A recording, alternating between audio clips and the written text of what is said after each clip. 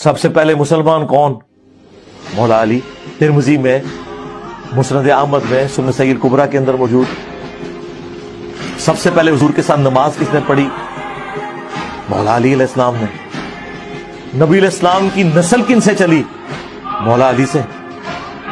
किसको हुजूर ने कहा बन कुन्तु मौला फ़हाज़ा अलीयुन मौला? मौला अली।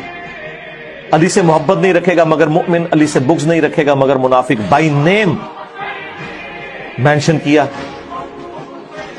और फिर अल-मुस्तदरक लिल हाकिम में हदीस, कोई शख्स पूरी जिंदगी रोजे रखे और मुकाम इब्राहिम और हजर अस्वद के दरमियान नमाजें भी पढ़ता रहे, अगर हम अहले बैत का बुग़्ज़ उसके दिल में होगा तो जरूर जहन्नम में दाखिल होगा।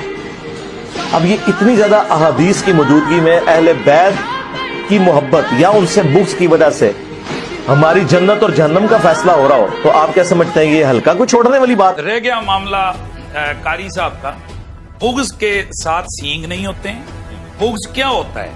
बुग़्ज़ ये होता है कि आप किसी भी ममदू की अजमत और शान में से कीड़े निकालें, और ये एक बड़ा पुराना मौला कायनात के जमाने से ये चीज चल रही है भाई, ये कोई नया काम नहीं है। उस बुग़्ज़ का क्या आलम होगा कि मौला कायनात के नाम पर नाम रखने वालों के सर उड़ाए जाते थे। अल्लाहु अकबर। क्या ये अस्माउर रिजाल की मुस्तनद अहले सुन्नत की किताबों में मौजूद नहीं है?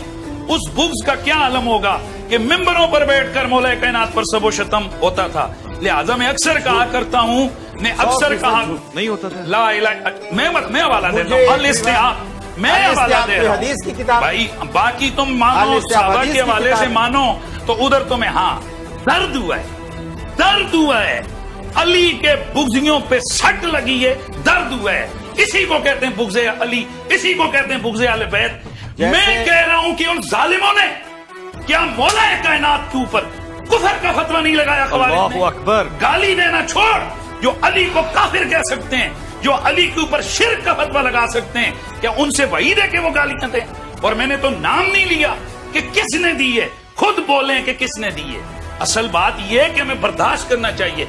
या उठाओ इन सारी किताबों को उठाकर दरिया के अंदर बहाओ, अल-इस्तियाब को उठाओ, इब्ने हजर को उठाकर फेंको।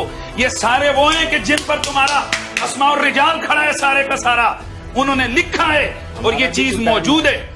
आपका नंबर आएगा, बोलिएगा बेशक, आपकी तरफ आ मौजूद है इसमें। और मौला कायनात मौला अली पाक की जो हवाले से मैं बात कर रहा हूं, तो बात यह है कि ये एक पुराना नवासिब का तरीका था कि वो हर वो हदीस जो मशान अली के अंदर आई, उसके साथ कोई ना कोई अल्फाज, चंद एक अल्फाज बढ़ाते थे। मुहद्दिसीन उन अल्फाज के हवाले से कहते थे ये हदीस साबित नहीं है, और उसको खवारिज उठाकर या नवासिब उठाकर लगा देते हैं, देखें फलां मुहद्दिस ने कह दिए नहीं है। असल इस हदीस के साथ भी प्रैक्टिस की गई है। इस हदीस को भी मजरू करने के लिए इसके आगे पीछे अल्फाज बनाए गए, अना मदीनतुल इल्म व अबू बकर ने सासुआ वगैरह।